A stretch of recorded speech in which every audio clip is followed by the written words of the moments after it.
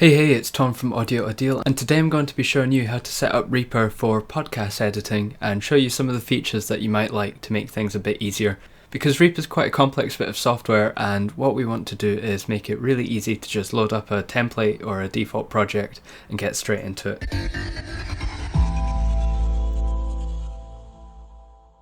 So the first thing I'm going to do is point out that the look of my Reaper may be different to yours. It's just because I've customized the skin. But in terms of functionality, everything else will be the same, so don't panic if it looks a bit different to this. The other thing to mention is I'm running Reaper 6. This is the latest edition of Reaper, and it's got some of the features that I'm going to use now, so if you're using an older one, it might be worth upgrading if you want to follow along exactly.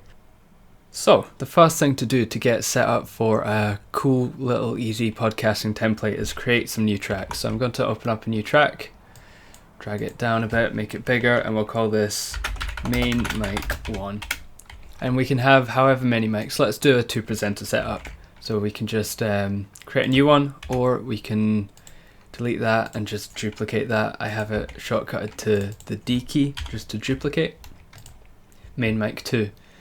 Now we can actually go in and start playing about with effects. So I've actually got some default effects. This is a high pass at 60 Hz. This should be good for a microphone. You don't really have much frequencies below 60. Let's open up another EQ.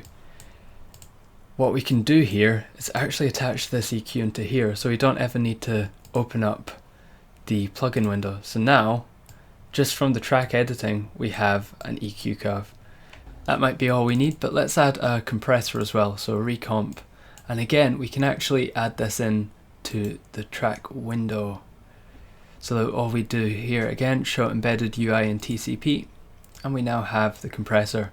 A thing to note here is this modifies the threshold, but currently the ratio is at 1. So let's set it to 4. And now we have ourselves a nice little EQ and compressor right on the track panel. And for a lot of podcast editing, this is all you really need. I'm going to close off this, get rid of that, delete track, and we'll just duplicate it and change this to 2. Now, what else do you have in podcasts? Well, it very much depends on how you produce them, but I quite often like to have a music track. So let's set this, let's add effects and add a compressor. And what we want to do is use the compressor here to duck whenever the mics are speaking. So whenever you have a presenter speaking with music in the background, we want to duck it, and that's called sidechain compression. And the way to do this is to actually route the audio in. So you can just drag from the root button and bring it into the other root button. And we want to send it to tracks 3 and 4. If we send the audio from track 1 and 2 of this to track 1 and 2 of the music track, it will play out, but we want to send it to 3 and 4, which is not getting sent to the speakers. Now we want to do the same for mic 1 as well, and route it again to 3 and 4. A good thing here is just double check you've got your receives from main mic 1 to tracks 3 and 4, main mic 2 to tracks 3 and 4. I say tracks 3 and 4, I should also say channels 3 and 4, because it's not like track 1, track 2, track 3. Within each of these tracks you can have like left and right channels, which are 1 and 2. You can have various surround sound options, so lots of channels within, and we're looking at channels 3 and 4 within each of these tracks. That's just to clear things up. Now, compression, normally it detects the audio going in. So if we had a song on here, it would detect the volume of the song and apply the compression. That would be on the main input. We're going for the auxiliary input, which is channels 3 and 4. And we can play about with the ratio. Let's do a slightly harder one than just the mic compression. Let's do a ratio of 6. And also, we can show UI in here. And there are various other things you can do here to clear things up. So let's have a look. Let's do F2 on this and rename it ducking. And that also shows up here. So now we just know how much we're ducking the audio whenever we are speaking over it. What else should we add? Well, what do you have in your podcasts? Let's do some special effects. Now I've duplicated this because a lot of special effects you might want ducking under the music. What to bear in mind here is some special effects are meant to be prominent, so you might not want it ducking, or you might want it ducking a little less, and these controls here have various modifiers. So if you hold shift, for example, you have various controls. Let's see what shift modifies. So shift modifies the wet mix. So let's bring that back. What about control? Control just modifies the threshold. And if we do alt, we can modify the knee. Oh, sorry, we can modify the ratio. So let's keep the ratio down. You can see the ratio in this little orange bar, how much it is. Let's bring that down and let's actually just set it to 3. So this means the special effects will be ducked a bit less than the music will, even if they're set to the same threshold.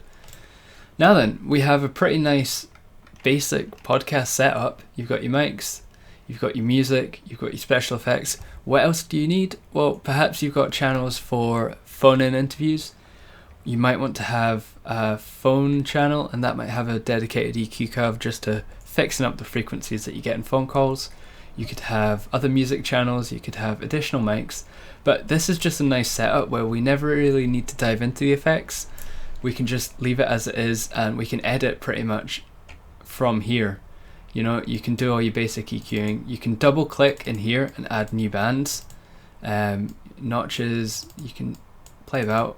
Re-EQ is great because you have lots of different bands to use. You can add pretty much unlimited bands. This is all great. Obviously you would never want an EQ curve this big, but you know, it's available for you if you want it. And then from here, all you really need to do is save it as like a template project, or just save as podcast template and load it in as default if you only work in podcasts. Maybe you've got music production as well. So just save it as a blank project with this, and that's it. You have a nice little starting point.